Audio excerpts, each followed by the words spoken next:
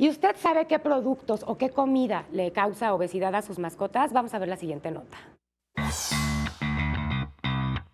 Este fin de semana en el Hospital UNAM Banfield se realiza la campaña de cuidado de peso en perros y gatos, con la finalidad de orientar a los dueños sobre la manera adecuada de alimentarlos y prevenir la obesidad. Existe más de un 40% de perros que tienen algún problema de sobrepeso y la problemática más importante es que el propietario no lo sabe.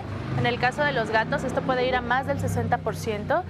El sedentarismo y los nuevos estilos de vida de los dueños, así como el tipo de vivienda, son factores que pueden desarrollar obesidad en los animales de compañía. Las primeras cosas que empiezan a padecer son las articulaciones. Por ejemplo, para un perro de raza pequeña, 1 kilo extra son 14 kilos en ti. Es como si tú tuvieras 14 kilos de más.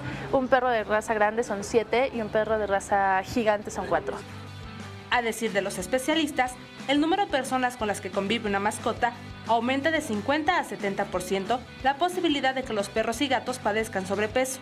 Es decir, entre más personas, mayor es el riesgo de que coma en exceso. Lo más recomendable es que un cachorro coma de 6 a 3 veces al día, un perro adulto 2 al día y los gatos 6 y 8 veces al día. Es importante considerar el valor calórico que tienen algunos alimentos que normalmente se le da a los animales de compañía. Por ejemplo, un hueso carnaza de 190 gramos equivale a 7 donas para un humano. La carnaza de carne de 65 gramos equivale a 3 donas en una persona. 100 gramos de jamón para un perro equivalen a 2 donas para un ser humano. Ahora usted ya lo sabe. Tome en cuenta lo que le da de comer a su mascota para prevenir enfermedades. Con imágenes de Sergio Villanueva, Erika Sandoval, 21 Noticias.